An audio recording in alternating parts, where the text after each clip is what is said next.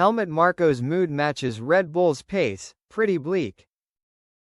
The Miami Grand Prix.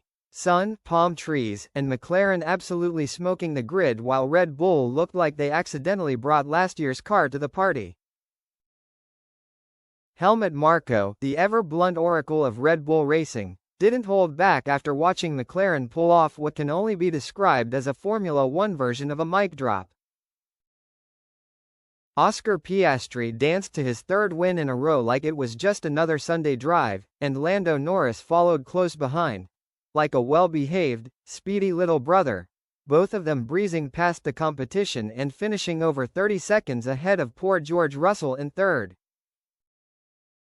And where was Max Verstappen, the three-time world champ and Red Bull's golden boy? Fourth. Yep, fourth. Behind the guy who was behind the two papaya-colored rockets. Max's podium dreams were torpedoed by a virtual safety car that showed up at the worst possible time, like a badly timed sneeze during a proposal. Meanwhile, Yuki Tsunoda was having his own existential crisis, stuck in P10 behind both Williams cars. Not exactly the samurai spirit Red Bull was hoping for. So, what does Marko think about all this? In true Helmut fashion, he gave it to Autosport straight. The main conclusion is we are too slow.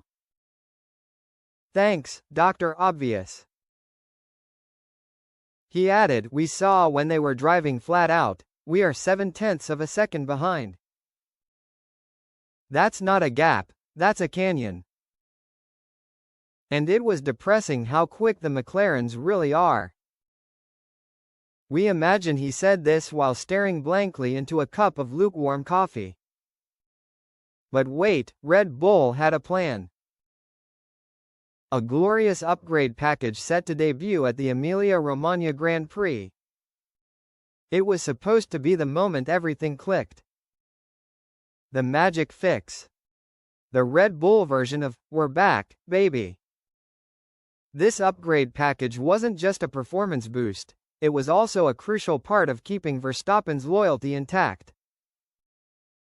You know, the small task of convincing Max not to jump ship to Mercedes or Aston Martin. Casual. So when Marko was asked whether this shiny upgrade bundle would be enough to catch the McLarens, he hesitated. He sighed, probably. Then said, it has to. Inspiring stuff. Followed by, but such a big step is difficult to catch up. Which is Helmut speak for, don't get your hopes up, guys. This is not the kind of rhetoric you want floating around when your star driver has already expressed frustration after the Bahrain GP debacle. Remember Bahrain? When everything went wrong, and even the pit wall probably wanted to crawl into a data cabinet and hide. Marko summed it up to Sky Germany with the emotional range of a man who just found out his dog prefers someone else.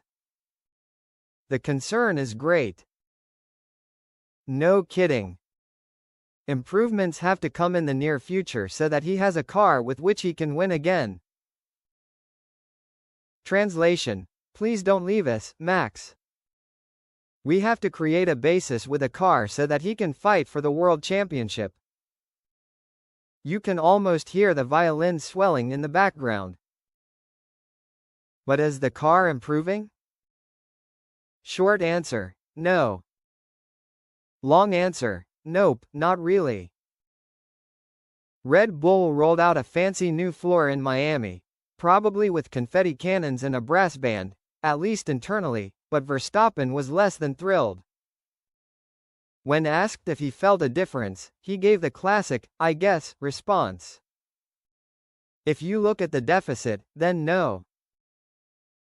Said with all the excitement of someone reviewing printer ink options. I don't know, it's difficult to say. That's always a good sign. In any case, we keep trying to improve things. Fingers crossed. Apparently, the biggest issue isn't just raw speed, it's tire management.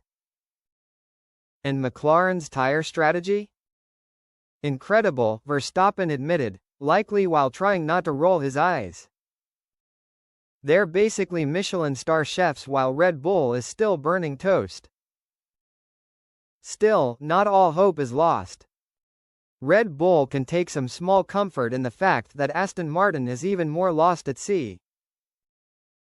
If Miami was bad for Red Bull, it was a full-blown disaster for Team Silverstone. Lance Stroll and Fernando Alonso were the last two cars still running. Finishing a race? Yes. Racing in it? That's debatable. And since Aston Martin is one of Max's rumored 2026 suitors, Red Bull's logic might be, sure, we're struggling, but have you seen those guys? So, where does that leave us? Red Bull is caught in a weird limbo, no longer the untouchable titan, but not yet the underdog we can root for again. Max is clearly getting twitchy. McLaren is flying. And Helmut Marko has replaced his trademark smirk with what can only be described as existential dread. Miami didn't just expose Red Bull's weaknesses. It put them on a jumbotron. Now the pressure's on. Because if those upgrades at Imola don't deliver big, Red Bull might not just lose their grip on the title fight, they might lose Verstappen too. And let's be honest, without Max, Red Bull's future looks a whole lot less like championship champagne, and a whole lot more like lukewarm Red Bull in a paper cup.